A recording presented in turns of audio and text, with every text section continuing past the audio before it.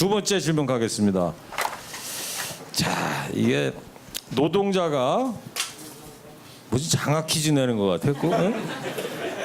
노동자가 자발적으로 근로한 시간에 대해서도 근로시간으로 인정해야 하는지.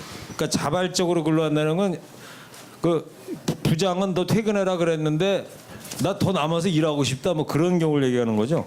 노동자가 자발적으로 근로한 시간에 대해서도 근로시간으로 인정해야 하는지, 만약에 근로시간이라면 연장 근로수당 등을 지급해야 하는지, 우리 회사의 경우 작업 기록을 노동자가 스스로 알아서 작성하는데 이것도 근로시간에 포함되는지 여부가 궁금합니다. 네.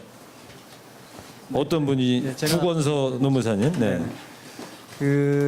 일단 기본적으로 근로시간이라는 거는 왜 사용자의 지휘 감독을 받는 시간을 근로시간으로 하니까 결국 이제 당사자 간의 동의를 얻어서 근로시간을 정하는 게 가장 바람직하겠죠. 따라서 연장 근로를 하려면 상사의 승인을 받는다든지 이런 절차적인 게 필요한데 승인을 안 해주거나 또는 왜 연장 근로 타먹는다고 좀 나름대로 이제 왜 거절할 수 있는 부분이 있다면 이게 논쟁이 생기는 부분들입니다. 그래서 원칙적으로는 자발적으로 한 시간은 근로시간이 아니다라는 게 원칙이 되겠죠. 다만 이제 실제 일이 있었고 그 다음에 회사에서 묵인을 했거나 오히려 회사에서 어떻게 보면 그냥 시키는 형태가 됐다면 그건 당연히 근로시간이 되고 연장 근로가 아마 될 겁니다. 그래서 이 부분은 논쟁이 많이 생기겠지만 결국은 이제 회사가 앞으로는 어떻게 해야 되겠죠? 근로시간을 철저하게 관리해야 되겠죠. 그래서 퇴근하는 시간을 예컨대 미리 정해준다든지 승인 절차를 거치한 것은 연장수당을 안 준다든지 이런 제도적인 부분을 통해서 분쟁을 좀 막았으면 좋겠습니다. 보완 답변 해주실 분? 네. 질문 있으신 분? 질문. 예. 저쪽에 마이크 좀 주세요. 여러분 지금 저 이데일리 TV에서 이거를 녹화를 해서 이데일리 TV에 방송하는 게 아니고 유튜브로 나간대요. 예.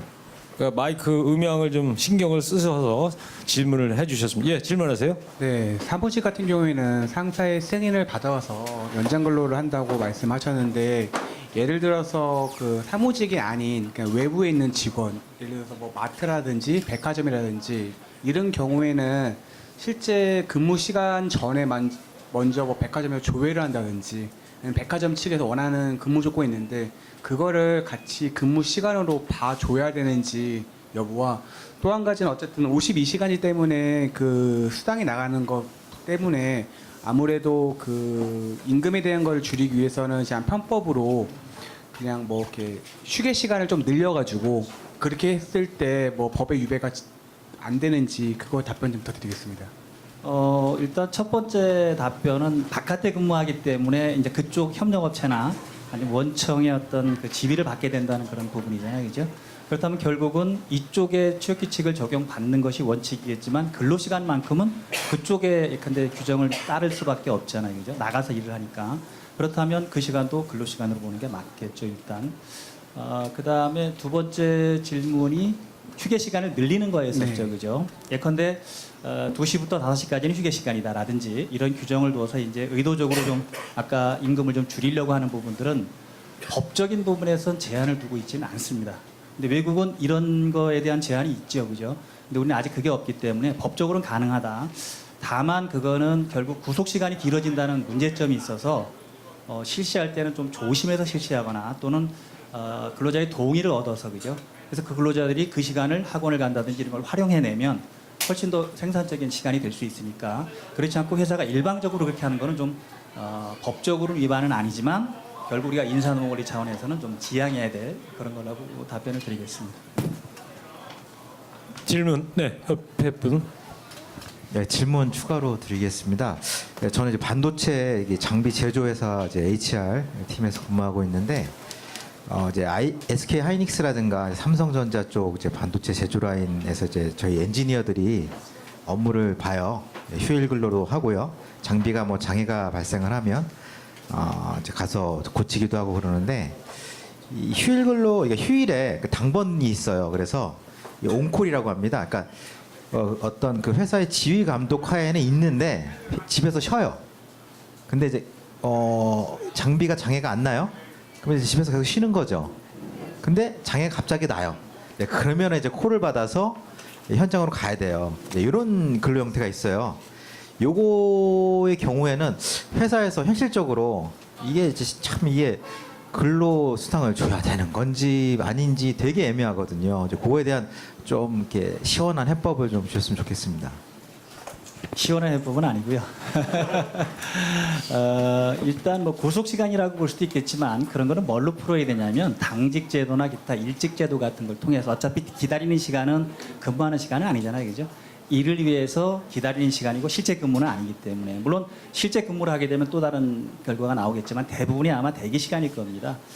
그렇다면 아마 당직 제도 같은 걸 활용하지 않는 한 집에서 대기했다라고 해서 결국은 나는 아무것도 못했지 않냐. 그러니까 돈을 달라고 하시는 분이 당연히 있겠죠. 그래서 제도적인 부분에서 그건 보완을 하셔야 됩니다. 네. 또 질문 있으세요?